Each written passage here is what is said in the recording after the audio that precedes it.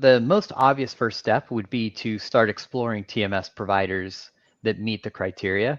But I would say the most important step is the step before that of looking at your business and figuring out where your current product is not serving you well enough. Like, what are the objectives of having a new TMS? What do I want to gain by having a new TMS? Why am I going through this process? If a broker comes to us with those criteria in place, we'll tell you whether or not we're a good fit for you or not right away. Because then we can take those things and be like, all right, we can help here. We're not going to help here. We can help here. We're not going to help here. So understanding what you want to achieve is for sure the first step.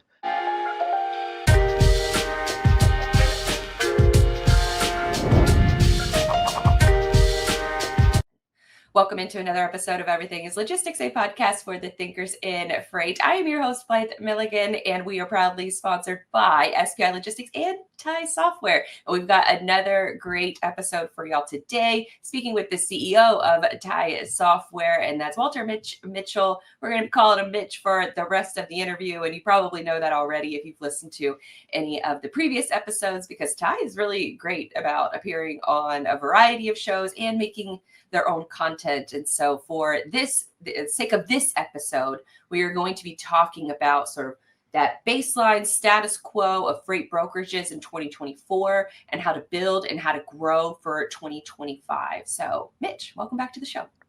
Thanks for having me back on the show. I always appreciate it. It's a pleasure talking with you, Blythe. So looking forward to our conversation today.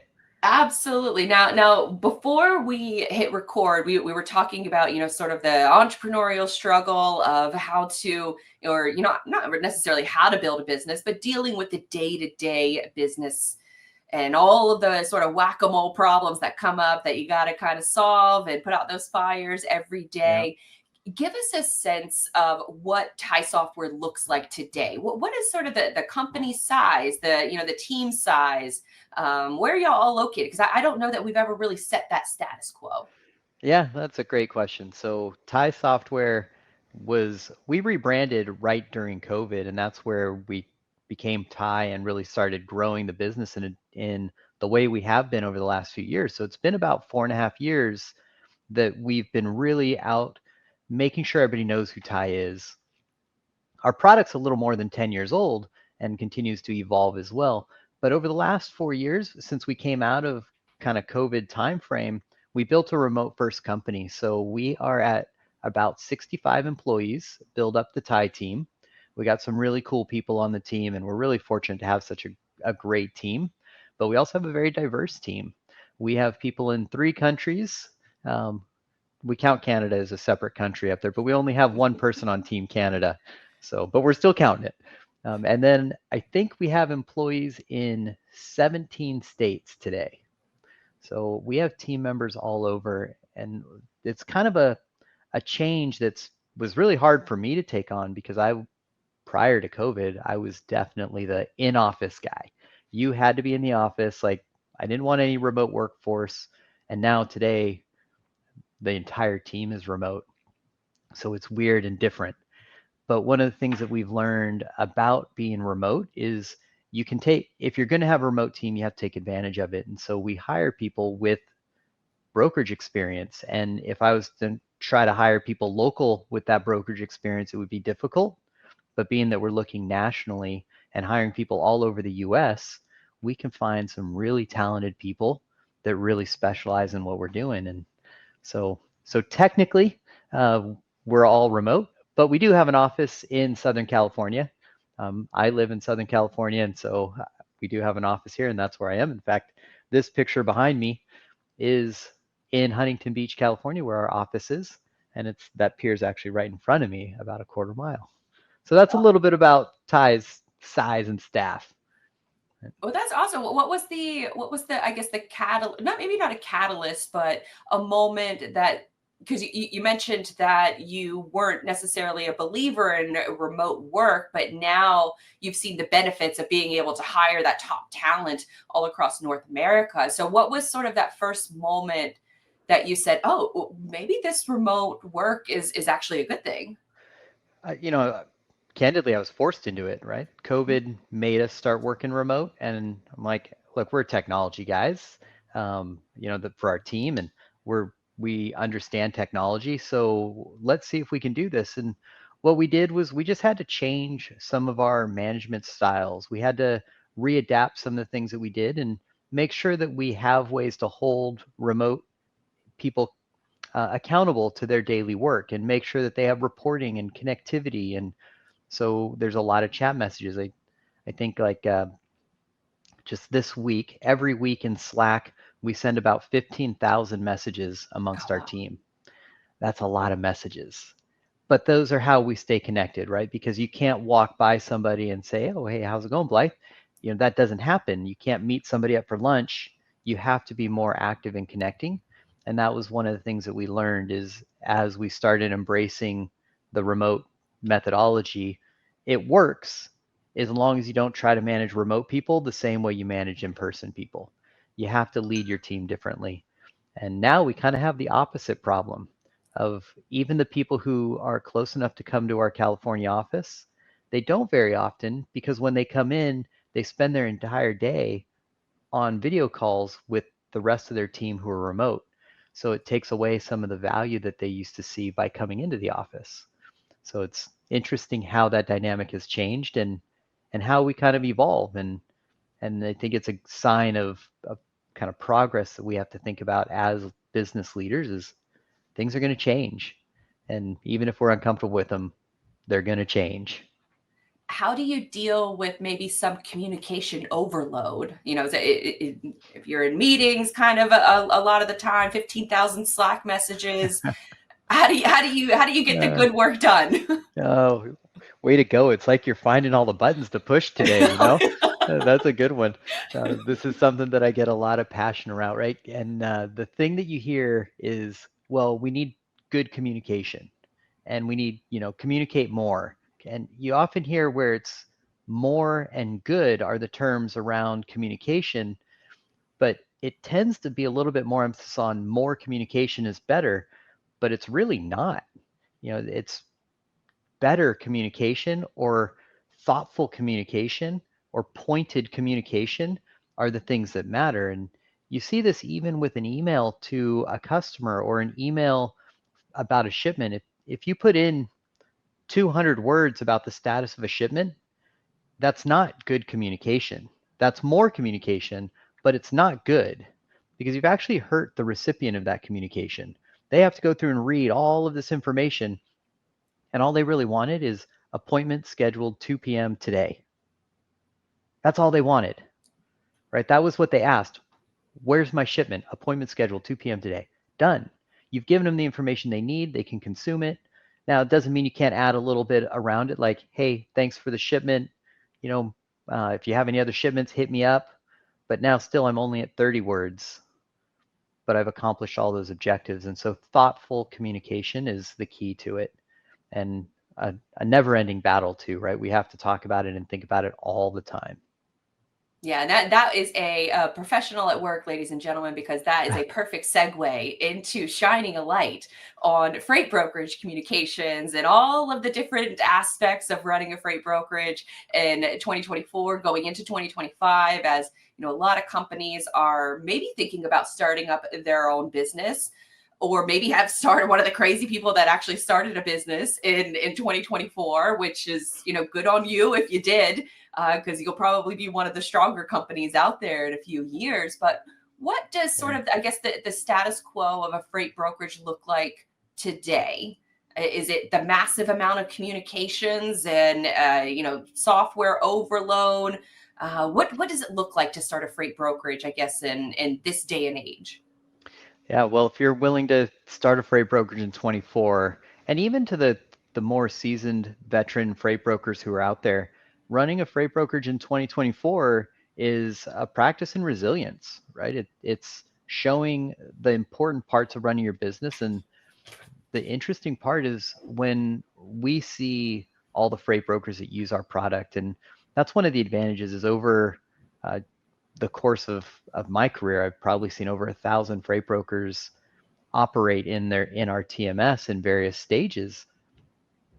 It's amazing how much different each company is, Hmm. but also amazing how you can see, because even though, I mean, we're all freight brokers, right? So you would think there's a lot more commonality than there is, but they're all very different. And it's Interesting. also interesting to see the difference in how successful some are to others. And I'm not going to pretend like I have a magic wand here, but in 24, we saw a significant number of our brokers using Tai grow and expand their market share. And not a lot of them increased margin in 24. A lot of them had a little bit of suppressed margin, but shipment count grew, and that also turned into improved revenue for the year and improved overall margin. And I don't know that there's a magic component that goes to it, but what I do know is you can kind of feel it when a company is looking to be good at what they do. And those guys who you feel like, oh, these guys really know what they're talking about. They really understand the business. Those are the ones we saw grow. Those are the ones that we saw bringing in new business for the year and being more and more successful. Is it when you mention the companies that grew, are they growing their existing account base? Are they getting new business, or is it maybe more efficiently running their current business? So when they came to growing, we saw both, where some of our customers had brought on new logos and some of our customers expanded in their current customers.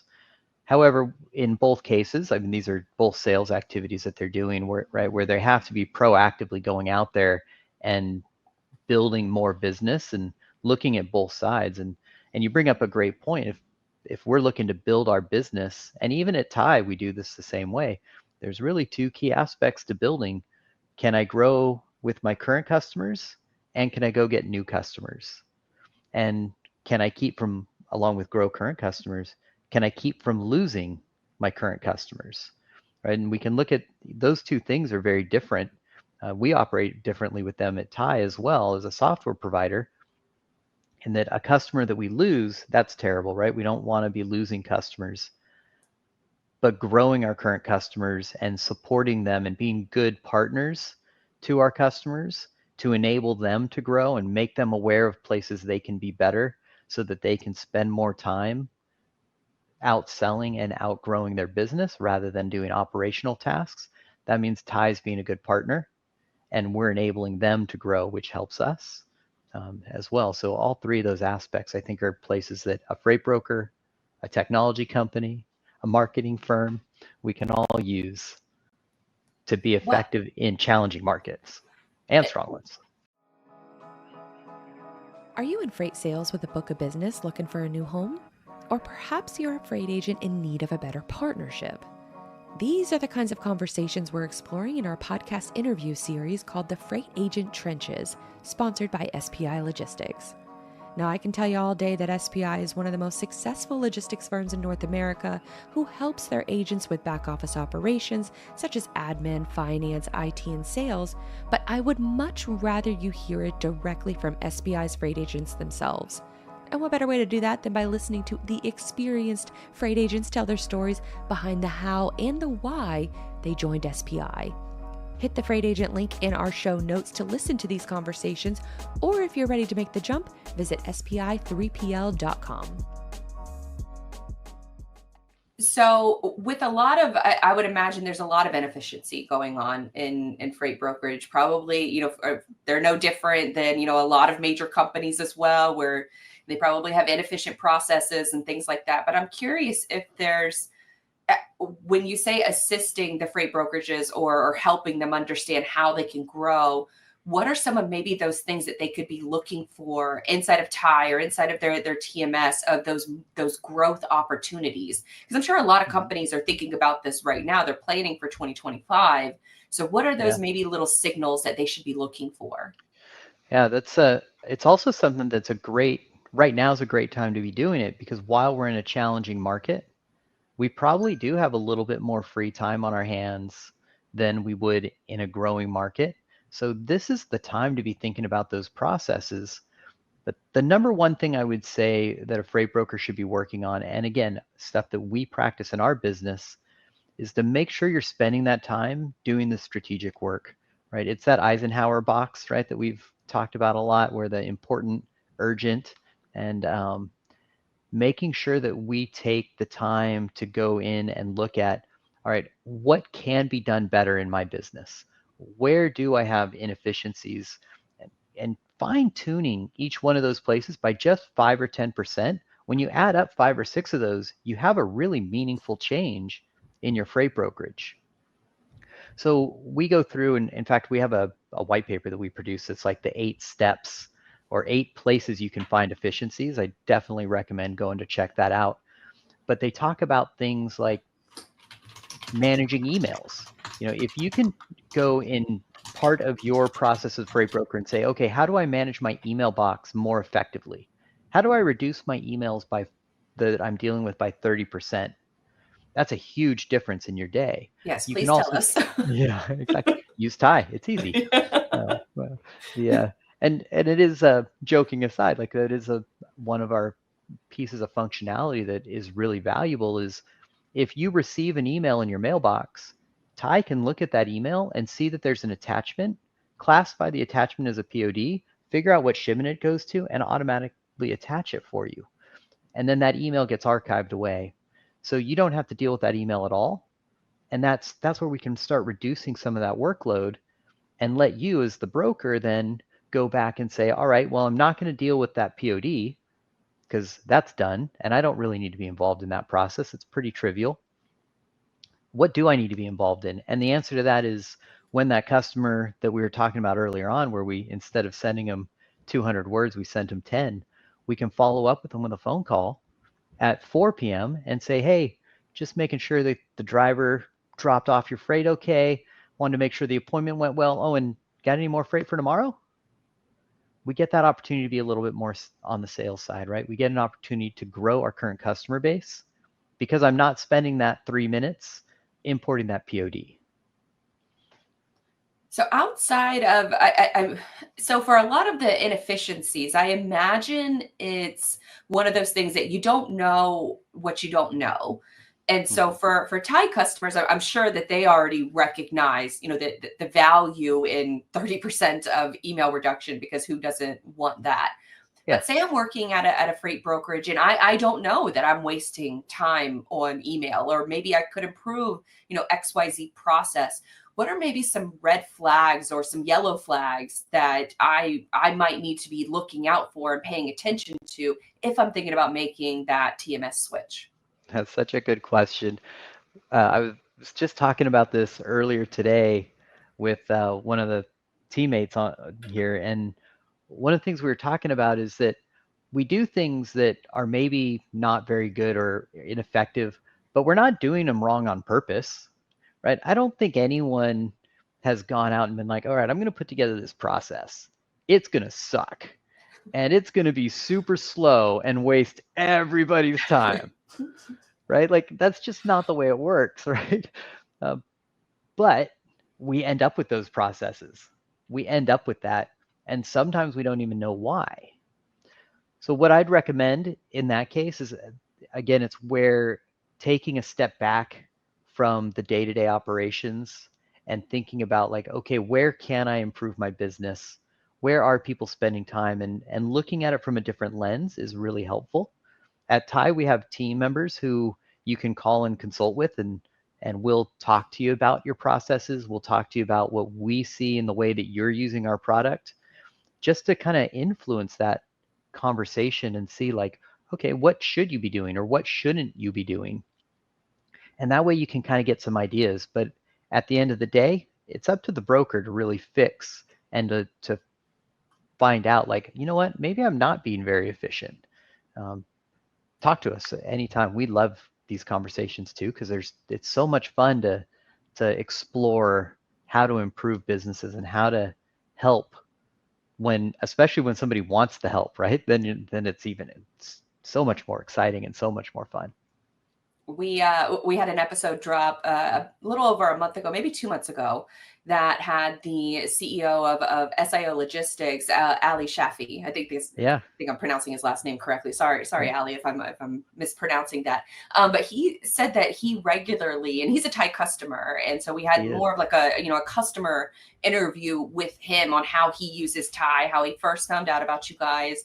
And what I thought was really interesting is that he said that he sits in regularly on tech demos just so he can try to stay ahead of the curve. And so when he was shopping for a new TMS, that he just sat in on a demo. And then that was one of the bigger reasons why he shortlisted Tai into being where he was going to transition his TMS to. And he said one of the biggest selling points for him was that he could call you personally and just talk to you and figure out what he's doing wrong and things like that. How, I guess, for other maybe brokerages that are thinking along the same lines as him, I imagine that you have to go through some of these like trials and tribulations. Is it normal for a freight brokerage to try out a bunch of different TMSs before making the decision, or do they kind of hone in like Ali did on maybe like 2 or 3 before making that decision? Yeah, so typically the discovery process in transitioning to a TMS does involve a good number of explorations, but the actual transition doesn't happen very frequently, right? So the actual switch to a TMS is something that it takes some work, right? It requires change management. It's a lot of effort by the whole team to transition. So it doesn't happen as often as it probably should, because we also get a little bit kind of set in our ways, and that, well, I have other things that I got to work on. Is transitioning my TMS really something I want to deal with? The answer to that has to come from the same thing that Ali was saying, is that how much more value am I going to get out of this? Is the change that I'm going to go through and the work I'm going to put into for the next 2 to 3 months worth the longer term payoff? And usually the answer to that ends up being yes, as long as you pick the right TMS, because putting in that extra work up front will pay dividends as long as you start implementing it the right way. But something else that Ali does that's really cool is he still looks around and he's still exploring the market, and he's still checking out new technologies, and he'll ping me with these ideas like, hey, can I do this? Or what do you think about that? Or how about this? And that exploration and that thoughtfulness of how can I keep progressing? Is this worth my time, or is this a little bit challenging? And that idea that I want to keep trying things is what'll help him continue to build on the great company he already has today. Right? Is continually to evolve and continuing to learn new things.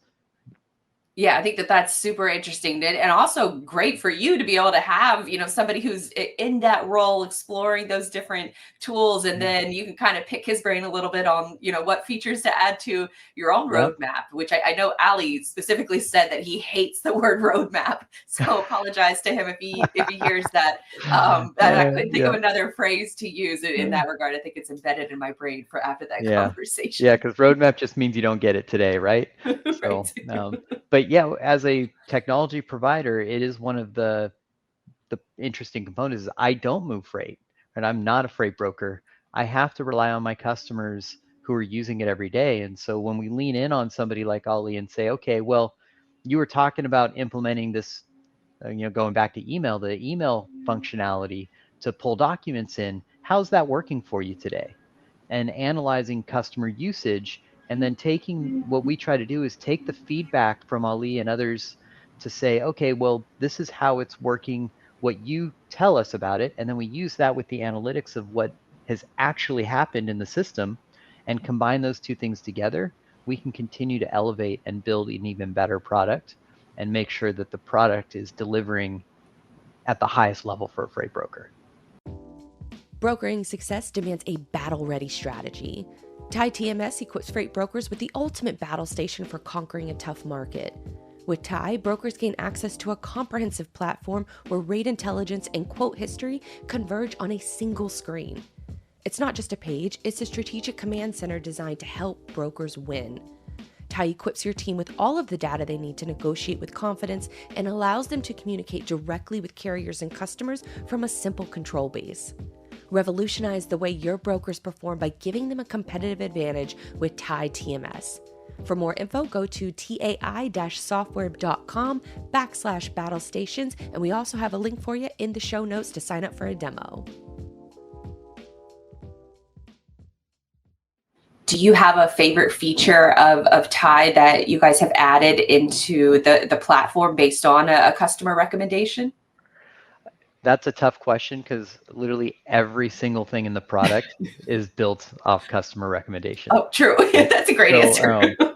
It's all of it, but the one of the things that pages that we're the most proud of is we call it our truckload quoting page, and it's a spot quoting page for, I mean, any truckload shipment or anything that needs spot quoting, but it incorporates all of the information that a freight broker needs in one place.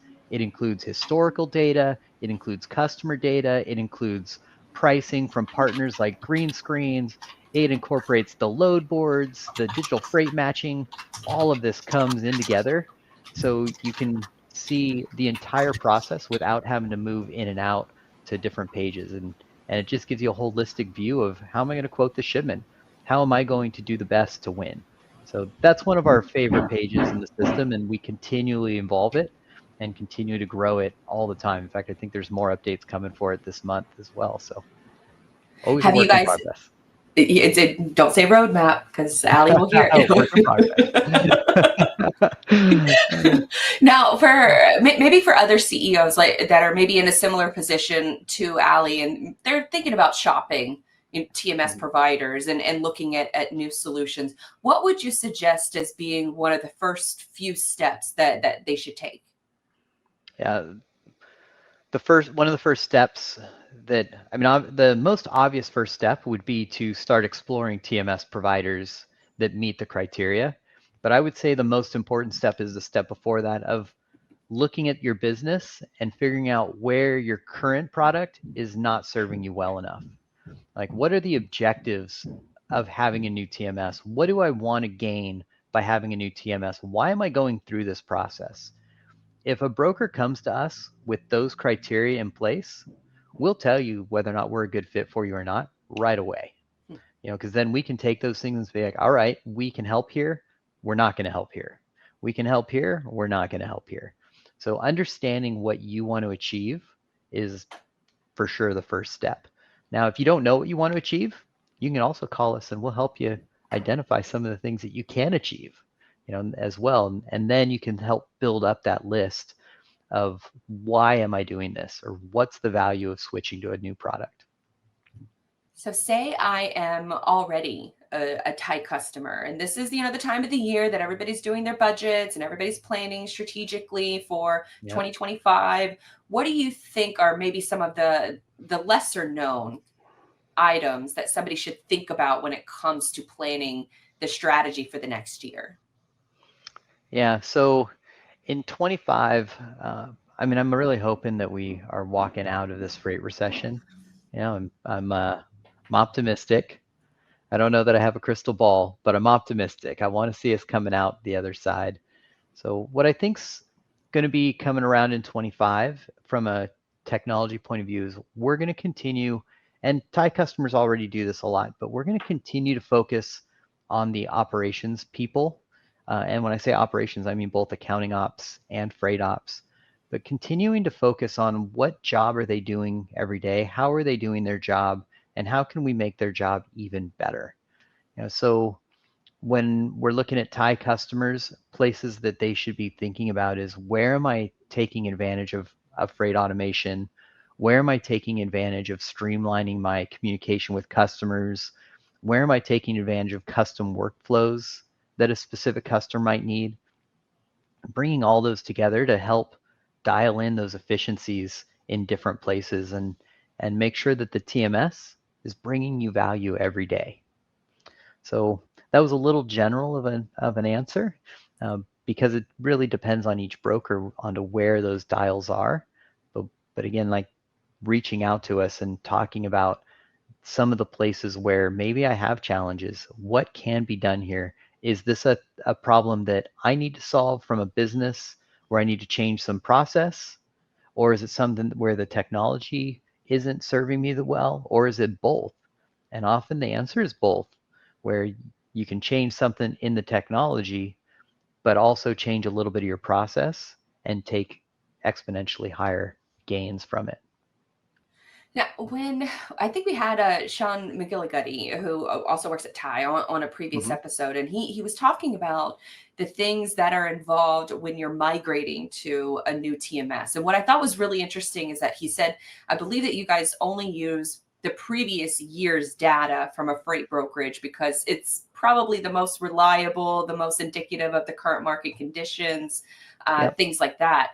I'm curious as to what happens after the migration is over. You've completed your onboarding. What does, I guess, regular communication with Tai look like after you've completed the migration and onboarding process? Yeah. So at Tai, we want to be partners with our freight brokers, right? We want to be your technology partner. And that's important to us because what we find is when you're talking about like email, for example, we're probably most of us using some variation of Gmail or Outlook or Office, Office 365, I think is the right name for it.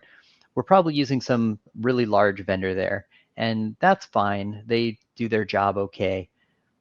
But then your TMS is really kind of the foundational component of the technology infrastructure for your freight brokerage.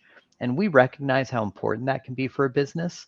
So we want to make sure that we're here to support you and make sure that we're your technology advocate. Because also what we know is a lot of freight brokers aren't the greatest with technology, right? They want to be focused on moving freight. They want to be focused on customer relationships, carrier relationships, but technology is kind of a secondary thing. And we want to be that trusted advisor, that place where you can call up and be like, hey, what do you recommend? How should I be doing this differently? And so we do that in a bunch of different ways. One, you can connect with us via chat right in the application. Second, you can email us. Third, you can call us. But then fourth, we also do business reviews with you. And that's where the conversation switches the other way, where we want to be asking our brokers, like, what's important to you over the next 3 to 6 months? How how do you plan on growing your business? And hear what they have to say so that we can offer suggestions as to, oh, great. So you're planning on bringing on this new customer that does managed trans. Do you know how managed trans works in Tai? Have you done that before? Is this new territory for you? Or maybe you say like, oh, I've been trying to get LTL rates with Saya, and I'm not going to pick on Saya. Sorry. I'm trying to get LTL rates with some carrier, and I don't have any reason to pick them, by the way. It wasn't meant. But I'm trying to pick some LTL rates with some carrier. I need to go out and get them, but I'm having a hard time getting these rates. What do I do? And so that's a challenge, and let us offer some suggestions like, oh, we know some ways that we've seen other people solve this, and offer that consultative kind of interaction where it's really just we want to listen to our customers. And then also that's where a lot of our roadmap comes from. And I just got roadmap in there for you, is during those listening sessions, we were like, oh, okay, this is something our customers are bringing up frequently, and we can use that to help guide the next things that we work on. And you also have a user conference as well. How did the first user conference come about? And I imagine that's probably where you get more things for, drink every time we say roadmap. But as Yep. I imagine that's where you're getting a lot of feature ideas too, is maybe from those users coming together from different companies, kind of collaborating with different ideas, where Yeah. it's the rising tide lifts all sails kind of mindset. Yep. Yeah, that's a fun story actually, is that the user conferences have started out where I wasn't sure what it would look like to bring a bunch of competitors together and say like, hey, let's talk about how your business runs. That felt like an awkward thing to do. But then a few of our customers called and said, hey, I just wanted to let you know there's about 6 of us that are going to meet up, and we're going to talk about your software, and we'd love it if you showed up too. And we're like, that's weird, and they're still customers, all of them, by the way. They were like, that's kind of weird. Like, how about, I mean, we love that idea. Can we just host it? And they're like, yeah, that'd be even better.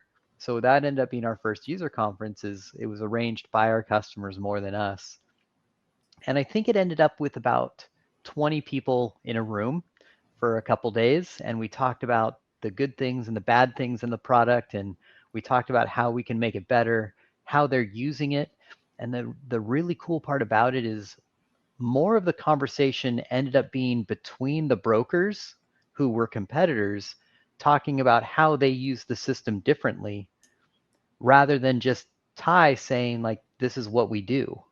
And that was really cool. It was super inspiring to see these guys working together and helping each other, even though they have no vested interest in it, and telling each other how to use our product in ways that maybe we hadn't even really considered.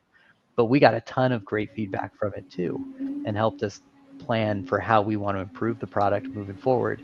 And then since then, it's evolved. And in a few months ago, we did a user conference with just over 200 people. I want to say it was I don't know exactly how many, but a little over 200 people that were all different kinds of freight brokers, and it's changed a lot, but it's really cool to see and get all these people together to help share ideas, talk with partners. We had, I think, 16 vendor partners that were there to help talk about their products as well and how those products work with Tai. So it was really cool to share all that information, and it's exciting to see how hungry our customers are to get that information and to learn about what they can be doing to improve the way they're using our product and the way they're running their businesses. So we look forward to continuing to grow that and share all that collaboration. Do you have, you mentioned all of the vendor partners that came to the conference as well. And what I always love about Tai is the fact that you have so many integrations and that it can really help, almost like it give your TMS steroids in a good way. Yeah. And so I guess steroids. I don't know. We're jacked on steroids. I'm good with this. Freight roids or something. And so when you are thinking about, what would make for a good partner, a good vendor partner, is it companies that already you kind of have a relationship with, or is it suggestions from the users of what kind of tech partner that they want to see integrated next? Or do you kind of have we'll work with anyone kind of mindset? Yes, and yes. It's a challenging component too, because there are a lot of partners out there and there's a lot of vendors out there providing additional technology services that add a lot of value to freight brokers. So it's difficult. We can't say yes to all of them. And that becomes a little bit of a challenge. So our customers do drive that. If we see that a lot of customers or more customers are asking for an integration, then we push forward on that more so than others. But also we pay attention to the market. We have people that we go to all the trade shows and make sure that we're there and we're familiar with emerging technologies and emerging strategies. Because what we know is that you can't run a freight broker with just a TMS. You need more than that. Now, not all brokers need all products that are out there. However, payment management tools and factoring tools and freight management tools, these things add a tremendous value to a brokerage if they're integrated properly to a TMS. If they're not integrated well to a TMS, they still can add value, but it's so much harder. And that's something that we know is required for the next generation of TMSs, for our generation of TMSs. That integration to these tools is critical to be in context to the person doing the job every day. And so if you're trying to make these tools separated or not work together with the TMS, you're just fighting against yourself. You're adding friction where you don't need it. And at Tai, we try really hard to make sure that those products are represented really well in the TMS and represent so that 80% of the time you never have to leave the TMS to get the advantage of the product. Sometimes you do, and that's okay. But most of the time it's right in there ready to go so that the broker can do their job the best they possibly can without having to fight against their technology. Yeah, two of the big I don't want to say buzzwords, but I guess top of mind technology solutions and freight over the last I'd say probably year and a half is AI and freight fraud prevention.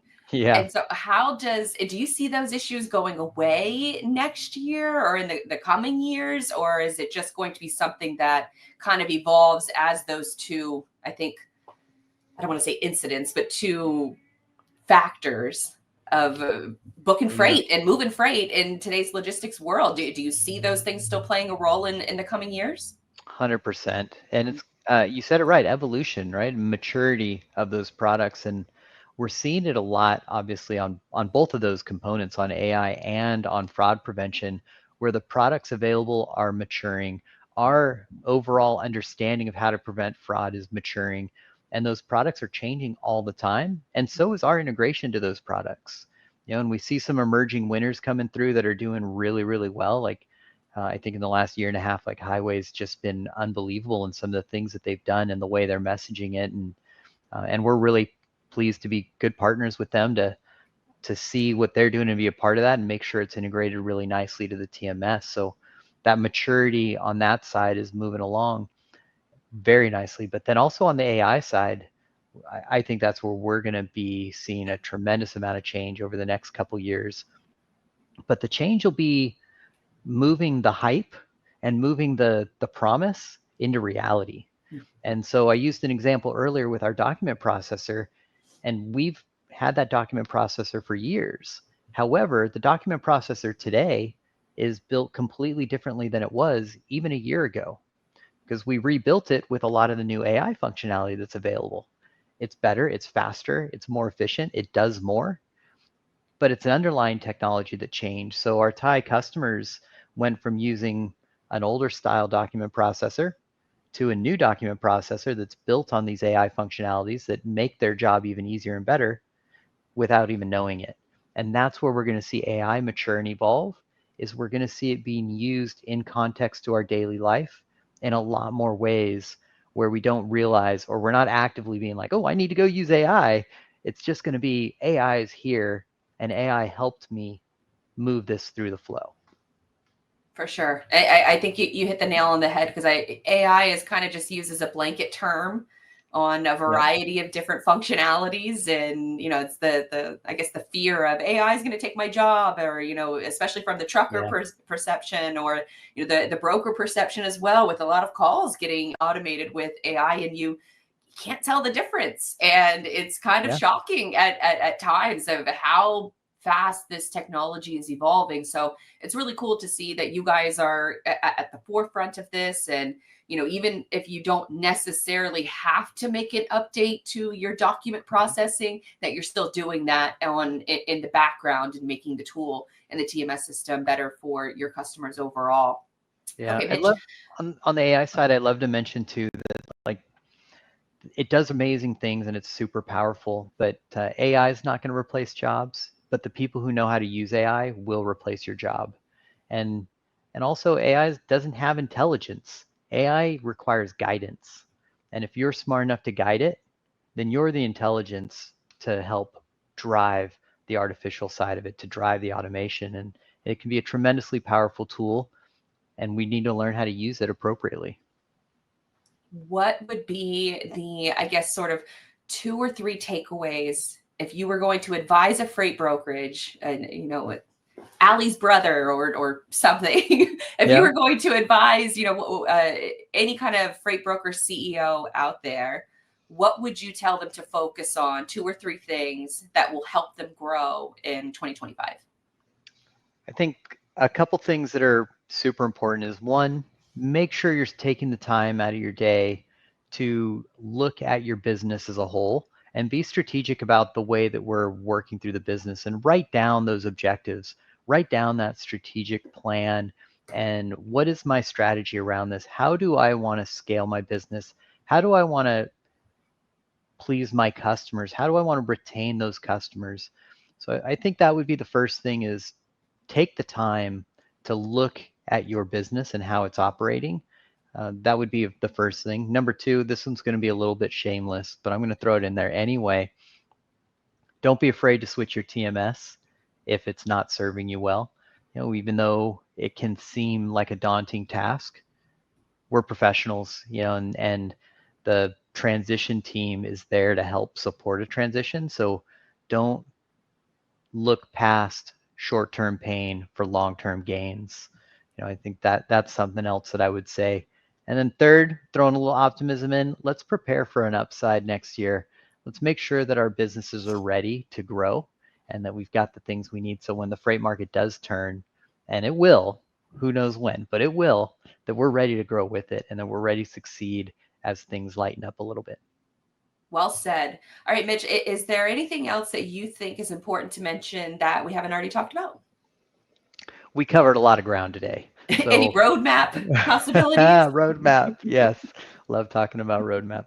Well, we're really excited to be part of the show, right? And really excited that everybody's listening through this as well. And I think that's the key thing that I would say as a takeaway is we're all building businesses together. And I guess it's kind of what we were talking about at the beginning is building a company, running a business. It's hard. It's always hard. It was hard yesterday. It'll be hard tomorrow. It's hard today. But embrace the moment. Let's tackle these one brick at a time, and we'll solve these problems one at a time and move on and build great things and do great things and hopefully have some fun doing it. Yeah, it's like what Tom Hanks said in, God, I'm blanking on the movie name, but it's all the girls who played baseball. But he says the hard is what makes it great. And so that's the beauty of running, the beauty and the pain of running a business is it is hard, but it can be very, very rewarding. It sure can. Yeah. So I guess, last couple notes here. Where can folks follow you? Maybe sign up for a demo of Tai, all that good stuff. Yeah, you can find us at taisoftware.com. That's the best place to find us. I'm also, LinkedIn is a great place to follow what we're doing. Join us, join up Tai, follow me as well. We'd love to communicate with everybody.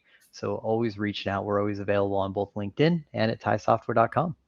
Yes, and you guys put out great content. I don't just say that because you're a sponsor of the show, but it legitimately, I was checking out the LinkedIn page earlier, and it's just so much good content out there. So even if you're not a Tai customer yet and you feel like checking them out, head on over to the LinkedIn profile. We'll put a link to it in the show notes. But there's tons of great, just free information that's there that can help you run your business. And then when you're ready to make the jump, you can always call up Mitch and he will help walk you through the process.